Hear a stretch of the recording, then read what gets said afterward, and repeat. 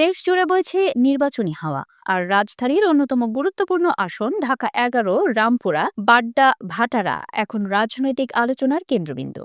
একদিকে জুলাই গণ অভ্যুত্থানের অন্যতম রূপকার তরুণদের নতুন রাজনৈতিক দল জাতীয় নাগরিক পার্টির আহ্বায়ক নাহিদ ইসলাম, অন্যদিকে বিএনপির হেভিওয়েট প্রার্থী এই আসনের পরিচিত মুখ ড.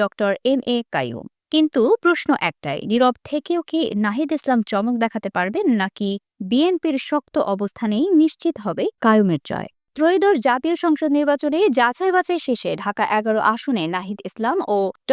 এম কাইয়ুম উভয়ের মনোনয়নই বৈধ ঘোষণা করা হয়েছে। এর মধ্যেই জামায়াত-এনসিপি সমঝোতার ফলে জামায়াত মনোনীত প্রার্থী আতিকুর রহমান সরে দাঁড়িয়ে নাহিদ ইসলামকে সমর্থন জানান। এই সিদ্ধান্তই নতুন করে বদলে দিয়েছে ঢাকা ১১ এর রাজনৈতিক সমীকরণ। ঢাকা ১১ জাতীয় সংসদের ১৮৪ নম্বর আসন। ইতিহাস বলছে কমপক্ষে ৫ বার এখানে জয় পেয়েছে বিএনপি। স্থানীয়দের বড় একটি অংশ মনে করেন এই আসনে বিএনপির সাংগঠনিক ভিত্তি এখনও সবচেয়ে শক্ত।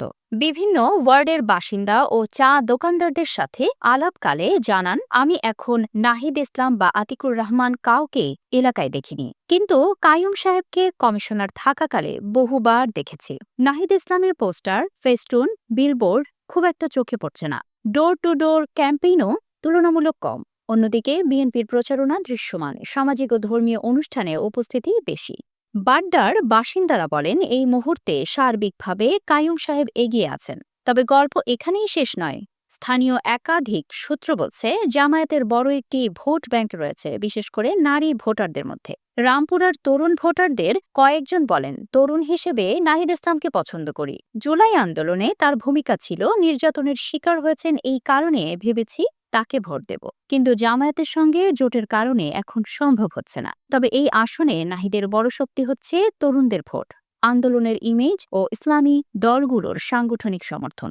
ভাটারা বাজারের ব্যবসায়ী ও সাধারণ মানুষের সাথে আলাপকালে জানা যায়, এখন পর্যন্ত নাহিদকে আমরা দেখতে পাইনি। কাইয়ুম কমিশনার এসেছিল, আর এটা বিএনপির আসন, এখানে অন্য কেউ সুবিধা করতে পারবে না। বিএনপি প্রার্থী ড.